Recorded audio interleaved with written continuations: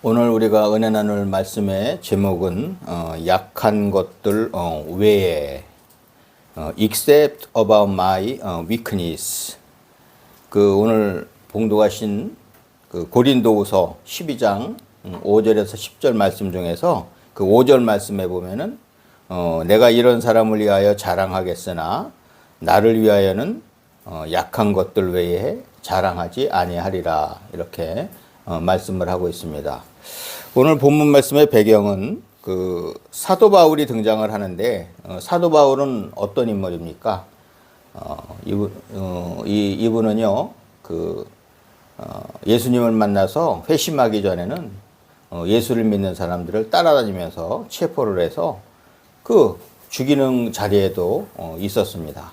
어떻게 보면은 우리 크리스찬들한테는 엄청난 공포의 대상이었죠. 근데 이 사도 바울이 예수님을 믿는 사람들을 따라가서 이제 잡으려고, 체포하려고 가다가 다메섹 도상이죠. 지금 시리아 수도 다마스커스, 거기서 이제 예수님을 만납니다. 빛으로 나타나신 예수님을 만나서 거기서 이제 눈이 안 보이죠. 안 보여서 거기서 이제 예수님을 만나고 이분이 회심을 합니다. 그때 눈이 안 보일 때 사도 바울은 셋째 하늘로 이끌려 갔다고 그래요. 그 셋째 하늘은 우리가 아는 천국이죠. 그래서 사도 바울은요, 예수님을 핍박하던, 사울은 예수님을 핍박하던 사람에서 아주 순간적으로, 그죠? 예수님을 만나서 천국을 보고 아주 적극적인 회심을 해서 이분이 이제는 사울이 뭐가 됩니까? 바울이 됩니다. 사울은 큰 자라는 뜻을 갖고 있는데 바울은 작은 자라는 뜻입니다. 그래서 이제 우리가 사도 바울이라고 얘기하죠. 근데 사도는 아무나 붙이질 않아요. 예수님 당시에 예수님하고 같이 사역을 한 사람들을 사도라고 그래요. 그래서 그 사도 베드로와 그 12제자를 사도라고 그러잖아요. 근데 그 사도 바울이 자기를 사도라고 하니까 그 유대인들이 말도 안 되는 소리다 하면서 사도 바울을 되게 이제 어떻게 보면 핍박을 합니다.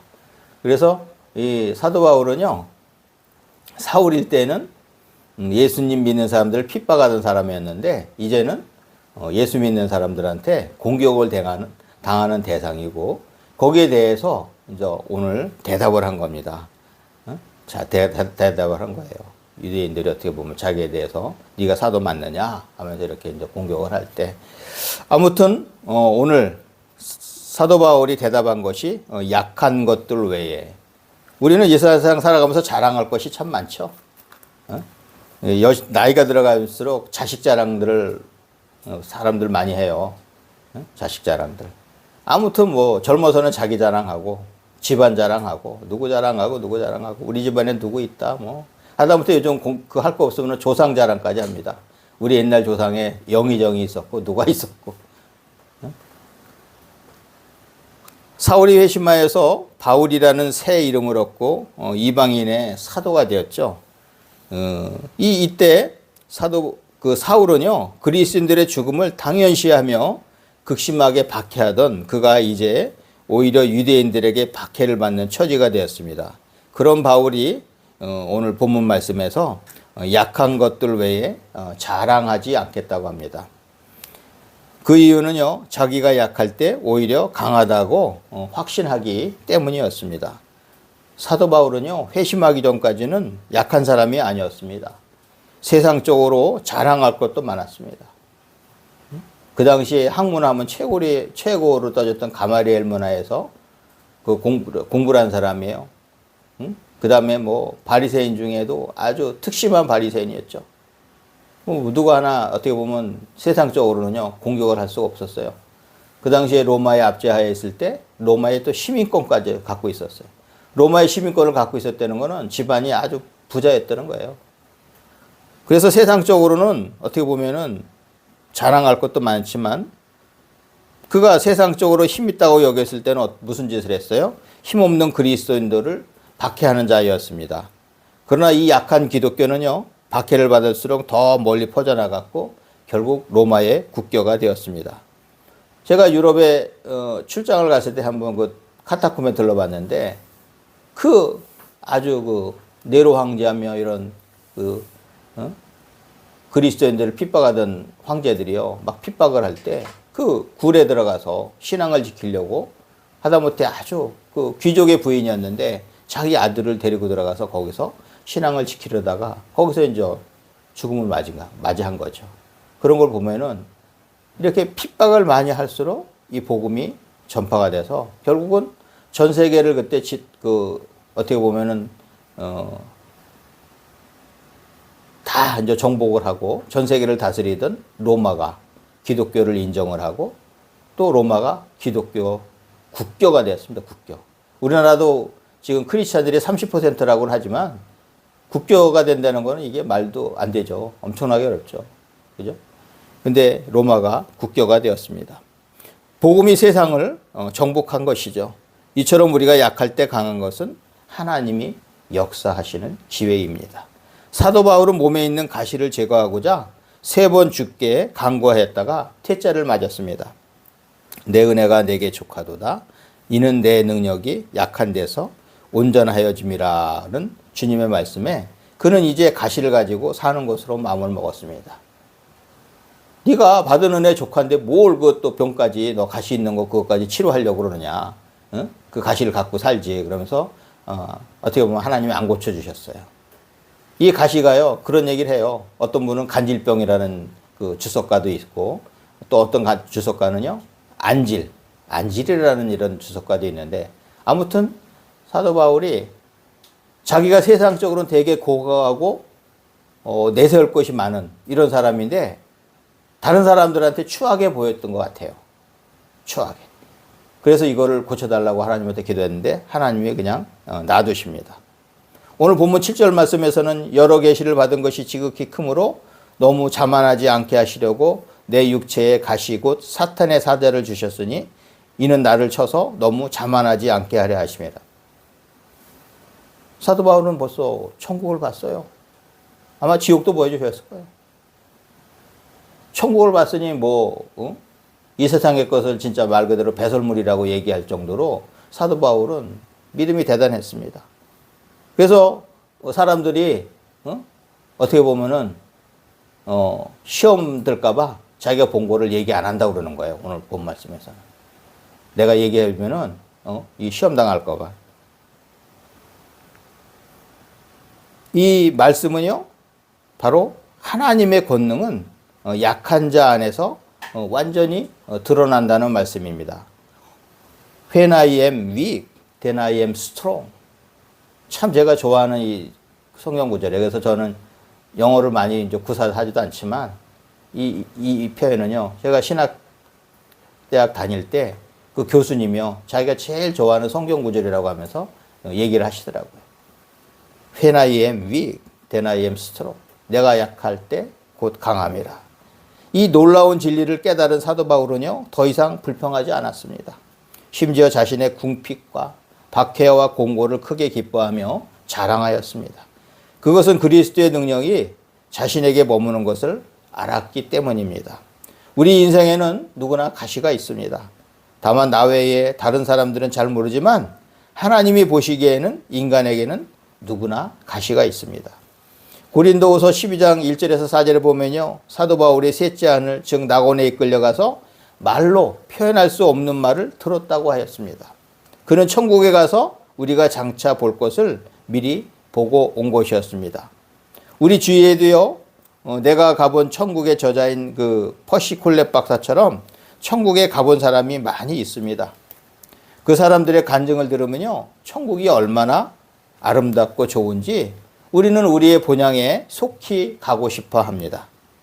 사도 바울은 남이 보지 못한 것을 미리 보았기에 위험한 환경에서도 주님의 일을 하는 데에 거침이 없었고 두려움이 없었으며 심지어는 죽음까지도 두려워하지 않았습니다. 우리는 대부분 많이 배우고 재물이 많이 있고 능력이 있어야 하나님의 일을 한다고 생각하고 있습니다. 그리고 내 안에 연약함이 있으면 그것을 부끄러워하며 감추려고 합니다. 하지만 하나님의 계획은요, 우리의 생각과 완전히 다릅니다. 하나님은 우리를 향한 놀라운 계획이 있으십니다. 하나님은요, 우리의 연약함을 통해 그분의 능력을 나타내시며 또한 영광을 받으시길 원합니다.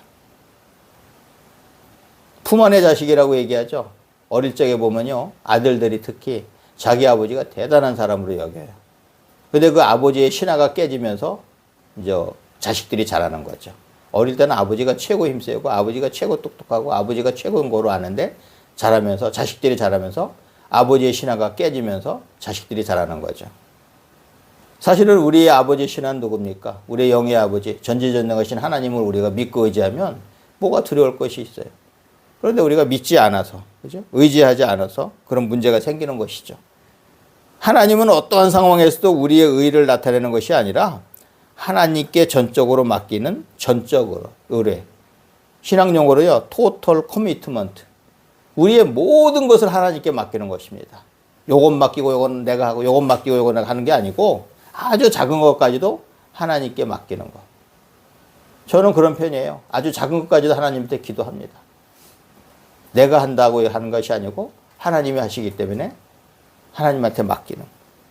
우리는 비록 보잘것이 없지만 주님께 쓰임받으면 놀라운 작품이 됩니다. 놀라운 성과가 창출됩니다. 우리는 잘 깨지고 보잘것없는 질그릇이지만 주님이 빚으시고 만드시면 강하고 놀라운 작품이 됩니다. 성경의 인물들을 보면요, 주님은 완벽한 사람을 사용하신 것이 아니라 조금 모자란 듯한 사람을 들어서 쓰셨습니다. 다윗과 골리앗의 이야기도 비슷합니다. 덩치가 크고 힘이 센 골리앗에 비하면요, 다윗은 아주 작고 연약했습니다. 하지만 다윗이 하나님을 의지하고 골리앗을 쓰러뜨립니다. 다윗이 힘이 세거나 무기가 강력해서 이긴 것이 결코 아닙니다. 그는 비록 약했지만 하나님께서 그의 힘이 되어 주신 것입니다. 패는 칼보다 강하다는 그런 말이 있습니다. 무력보다요, 글의 힘이 더 강하다는 뜻이죠. 글의 힘은요, 진실에 있습니다. 무력으로 사람을 억누를 수는 있지만 그 영향력은 오래가지 않습니다.